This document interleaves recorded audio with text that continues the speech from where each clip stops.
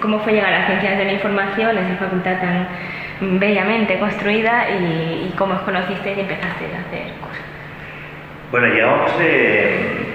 Había un año en el 79, no sé qué, que había un año más de... había un año más de bachillerato, sí, un año más de bachillerato para la gente. Entonces se quedaron las facultades sin entrada ese año de gente que entonces... Buscaron gente de desecho. Gente de desecho y ahí fuimos nosotros. Íbamos rebotados, es decir, que ese año realmente toda la promoción que entró, que éramos la quinta de la Facultad de Información, entramos rebotados de otras carreras. Entonces Santiago venía de aparejadores, Raúl de exactas, yo venía de psicología, y realmente todos los que estábamos ahí, todos los que hicimos grupo y pandilla, veníamos todos rebotados. Entonces realmente se notaba que un poco de desecho en Santiago, ¿no? Éramos gente ya tenías 2 años de otra carrera y se notaba mucho la diferencia, ¿no? Veníamos un poco ya más...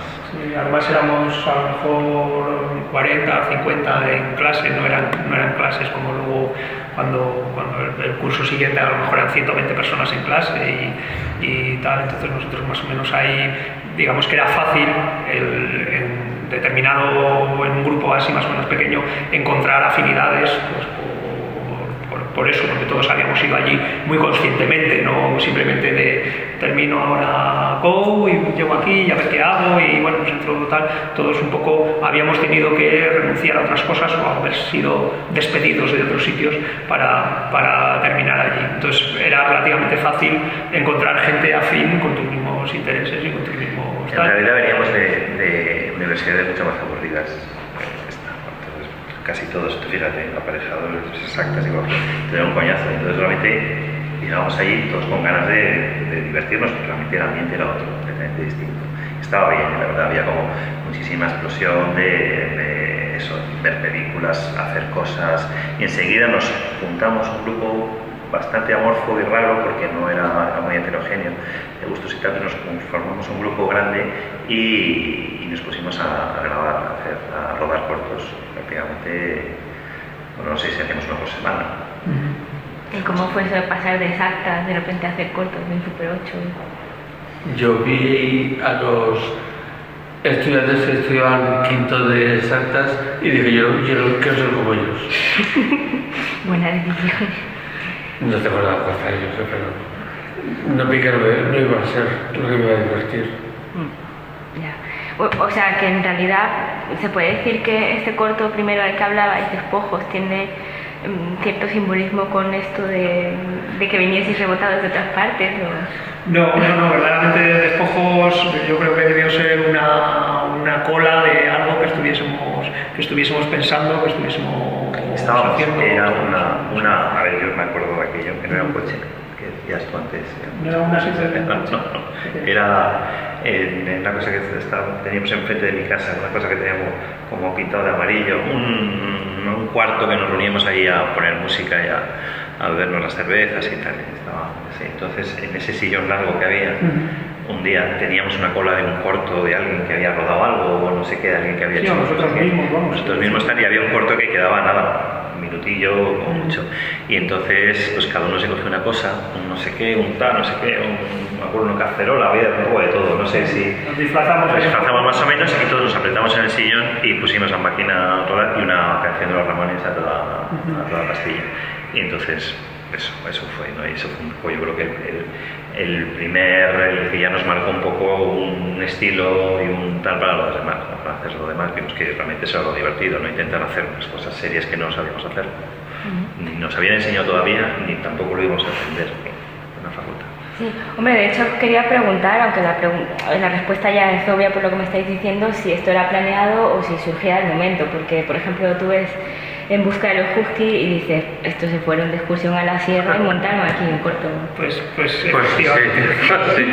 Así fue. O sea, de hecho, la película dura 6 minutos, yo creo que no hemos descartado un fotograma cuando lo montamos, simplemente lo que hicimos fue, llevábamos en medio folio situaciones posibles a partir de una situación dada, o sea, esto era como vamos a hacer un gusto de esos, pero en lugar de exploraciones expediciones marinas de exploraciones árticas, y lo que hicimos fue coger y grabar lo que podíamos grabar buenamente. En eso nos subimos 5 personas en un coche que por poco no llega arriba, y con las 2 bobinas, y lo hicimos por la mañana, para como nevaba, hacía un frío que pa' qué, y entonces rodamos lo que pudimos.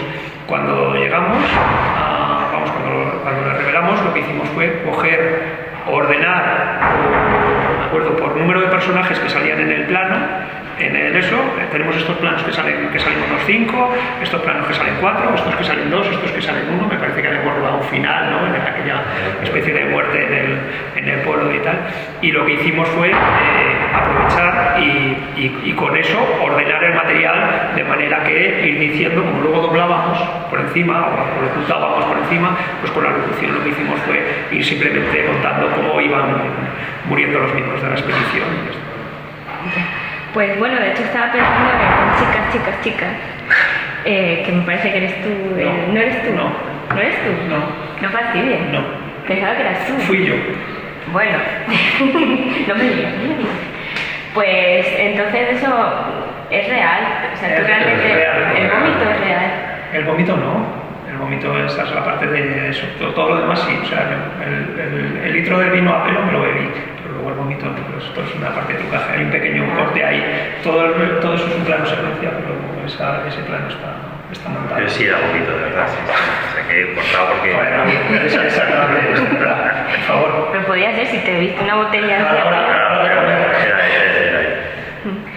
Bueno, pues, y entonces también me imagino, a mí me gusta muchísimo las piezas de John Edward Ringling, especialmente la de la piscina, con el Esther Williams. Exactamente, con el Esther Williams y todo esto.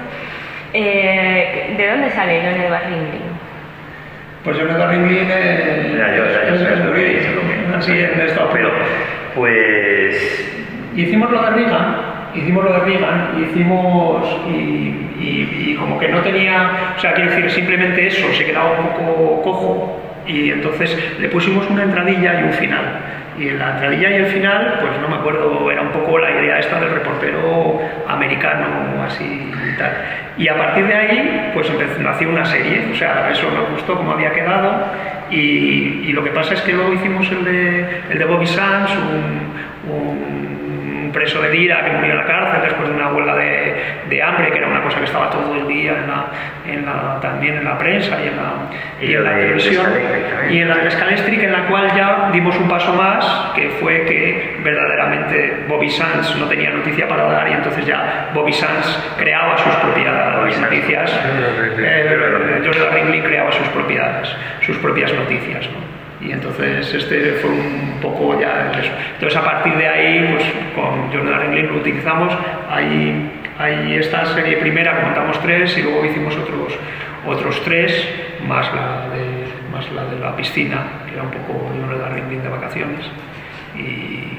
Y hacíamos eso, pues el típico que nos gustaba ser el comentarista americano, o sea, siempre al pie de la noticia, siempre en el centro de la noticia, veíamos esas imágenes que nos gustaban mucho, tenemos que hacer ya nosotros eso.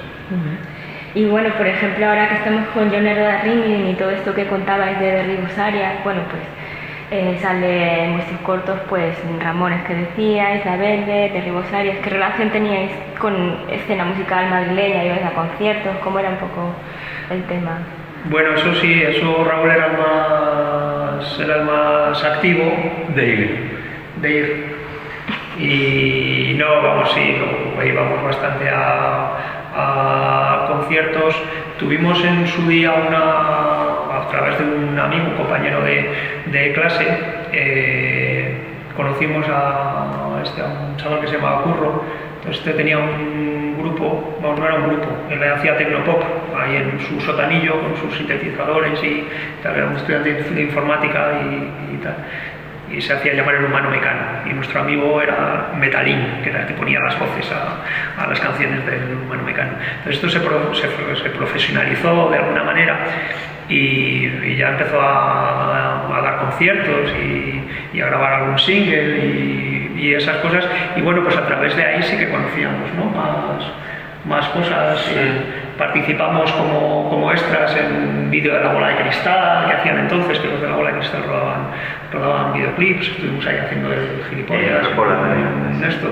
Y entonces, pues nada, eso era un poco el esto, porque por ejemplo con Poch y con Alejo tuvimos relación después cuando hicimos ya Pez, uno de los cortos en 35, pero cuando hicimos esto de eso, o sea, simplemente éramos compradores de discos, de drog, y estábamos ahí, pero no les conocíamos. Y ya estábamos No, lo de Rocola que contaba antes Santiago fue una cosa muy así, como circunstancial y rara. Es decir, no solían poner Super 8 en Rocola. No.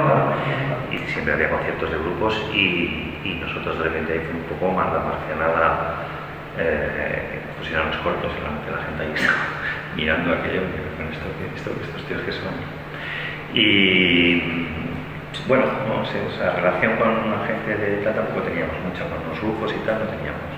No, en especial, o sea, que no teníamos con una casa de discos ni nada. Sobre todo eran eso, proyecciones que hacíamos con el grupo este, y a través de ellos y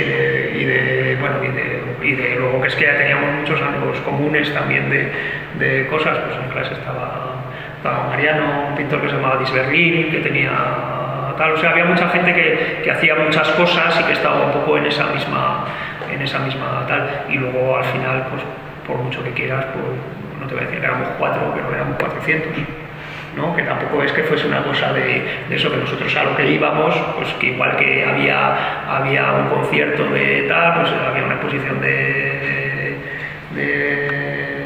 Andy Warhol, había un eso, y esas cosas ibas, porque tenías nada de ir, o sea, quiero decir que no tal. Entonces era un poco esa especie de mundillo cuando Almodóvar no era todavía Almodóvar y todas estas cosas, y bueno, pues ahí digamos que de alguna manera luego en Malasaña te veías todas las noches con la mayoría de la gente y todo eso, pero quiero decir que era una cosa muy natural, no era una cosa de oye, no, es que nosotros hacemos esto y estamos especializados en tal, y luego una cosa que sí que hubo más, digamos, posmodernidad, ¿no? Que estaba ya empezando a surgir, de que la gente, todo el mundo hacía algo, y yo hago tal, y no, pues yo hago esto, yo hago lo otro, todos vamos a hacer cosas juntos y tal, ahí cada uno hacía un poco lo que le apetecía, y pues sí, pues íbamos al concierto, lo veíamos y tal, coincidíamos con la gente y ya está, ¿no? Pero tampoco había una especie de afinidad orgánica, ¿no? En la que dijésemos, no, es que estamos haciendo algo que tiene algo en común con nada, creo yo, no sé. Sí, bueno, os quería preguntar también por las denominaciones, que estabais hablando antes de esto, de origen. Sí, que de hecho hay algunas que me gustan mucho, como Esos temas son, o Los misterios de Etruscos, o Enciclopedia de la Mujer. ¿Cómo sale eso y por qué estáis todo el tiempo cambiándoos de nombre? Pues cambiándonos de nombre porque no sé, pues nos cambiamos de nombre porque verdaderamente tampoco nos parecía que el nombre tuviese un valor que frente a... También hacíamos un chiste, ¿no? La verdad es que hacíamos un chiste siempre hacia donde íbamos a proyectar. Es decir, que si íbamos me acuerdo, a Alcalá de Henares, hacíamos Ciudad Dormitorio. ¿Sabes? Sí. Una puya siempre metíamos. Pues un chiste que se nos ocurría. Luego, no sé qué, el último no sé cuánto, ¿cómo era aquella? El último grito, el último suspiro de... No, la agonía de sus ojos. No, había otra de tal, un asesinato, no sé qué, es que era un nombre para cada vez. Me acuerdo, y Manuel Pastora y yo. Eso, pues, era cuando ellos estaban ahí. dependiendo de dónde íbamos y de lo que en el momento no sé qué, pues cogíamos un nombre y nos lo poníamos, ¿no? Y lo que pasa es que es dificilísimo. Yo ahora, por ejemplo, tengo revistas en casa antiguas que un día me pongo a tirar cosas y tengo que acordarme de todos los nombres de grupos. Muchas veces estamos en un folleto de un festival, pero te pones a leer, si no hay ninguna foto, de repente puedes pasar tu propia dirección porque no reconoces el nombre que habías puesto, ¿sabes? Pero yo no me acuerdo de los que poníamos. Digamos, esto era una cosa, pues eso tenía que ver con la falta de profesionalización y con eso nosotros hacíamos así, porque nos parecía así, que nos era más divertido y eso, nos reíamos y hacíamos eso. Además, todo nos inventábamos los currículums, o sea, nos poníamos un currículum acorde con... Sí, no, o sea, el currículum era más una memoria, una leyenda. Hacíamos, yo qué sé, por ejemplo, la Agonía de sus López, decíamos, no sé qué ruso ha dejado de ser lo que era y tal, ¿sabes? Hacíamos una especie de proclama y no sé qué. O sea, siempre hacíamos un currículum, tal, que nunca poníamos ni las películas Y luego es verdad que decía Santiago que no solo el nombre, sino que las películas que poníamos muchas veces también las cambiábamos. ¿Sabes? De hecho, por Poníamos ejemplo, otro nombre distinto. Chicas, chicas, chicas son dos películas. O sea, nosotros hicimos la filmación de las fotos, que era Femme Fatal, y ya está, y salió Femme Fatal. Al cabo del año, ponemos Chicas, chicas, cogemos las mismas fotos y las proyectábamos con un Super 8 en la camiseta mientras estábamos rodando aquello, y al final dijimos, bueno, es que las dos son una misma película. Y entonces ahora mismo las proyectamos juntas, cuando en su día, pues, cada una estaba pensada. No sé si lo has explicado bien. Cogí Femme Fatal era una película de Super 8, que luego esa película se proyectó sobre Santiago. Sobre la camiseta. Sí, una película. Y no, eso era divertido. O sea, y luego seguimos, ya te digo, en los 35, con los cortos del 35, que se supone que entrabas en una profesionalización un poquito más tal, nosotros seguimos cambiándonos de nombre, ya con un denominador común que era siempre lo de cuadrilla o parecido. Cuadriga o escuadrilla amarilla, no sé qué, íbamos haciendo más o menos en chistes sobre. Y ya llegamos a nuestro primer largo, que nos pusimos la cuadrilla, y en el segundo que queríamos cambiar largo también queríamos seguir con lo mismo. Y antes Vicente Gómez, que era el productor, nos dijo: Dios, ¿dónde vais? Mejor que os conozca la gente y no. Entonces ya lo dejamos ahí. Pero ya en esa, ya Raúl se había retirado, porque Raúl llegó hasta los cortos del 25, pero llegan los largos y ya lo quiso. Se bajó. Se bajó. Después de trabajar. Ah, la realidad, amigo. Es así. No, perdona, nosotros también trabajábamos, pero nos parecía que había que seguir ahí peleando, haciendo. Sí, bueno, Al final es complicado. el primer largo no cobrábamos, lo hicimos sin un duro, o sea, cogiendo cosas de containers y no sé qué, o sea, no había dinero realmente. Raúl eligió un trabajo que le pagaban, no ponerse a rodar con moquetas cogidas de la calle, ¿sabes? Que es lo que estábamos haciendo. Y la escuadrilla Lafayette, ¿por qué Lafayette? La escuadrilla Lafayette, pues no, esto era la escuadrilla Lafayette era la escuadrilla Lafayette, era un grupo de aviadores norteamericanos que combatieron durante la Primera Guerra Mundial, nada más. No lo pusimos cuando hicimos aquel corto de aviadores. Sí, creo que era de antes, me suena a mí que era de antes. Sí, hicimos un corto de aviadores, Sí. digo, no es que no, era un poco... Es un boicot. Un corto que era que nos iban volando dos aviones, les daban y luego subían al cielo y Era una cosa de montaje a partir de unos planos que cogíamos, habíamos rodado una película de una pantalla de televisión, habíamos rodado unas escenas de acrobacias aéreas y de combates aéreos, y lo que hacíamos era insertar los planos que nosotros habíamos rodado, los primeros planos, con una tabla, era con un fueguecillo ahí para que soltase un poquito de humo. Y entonces hicimos ese corto, y yo creo, fíjate, nosotros en ese corto ya nos pusimos la escuadrilla Lafayette. Y de ahí luego lo usamos una vez más, porque yo ya hice alguna caricatura, ¿te acuerdas? Que salieron en fotogramas. En fotogramas nos hicieron una Casablanca. En Casablanca nos la hicieron, revista que tenía nos hicieron una columnita de aquella que éramos rarísimos. Nosotros estábamos encantados que no conocía a nadie, tal vez una columnita en aquella alta, y entonces nos pidieron algo, un dibujo, una foto. Nos pidieron una foto y dimos un dibujito. Yo hice una caricatura de los tres, como con gorritos de aviadores y no sé.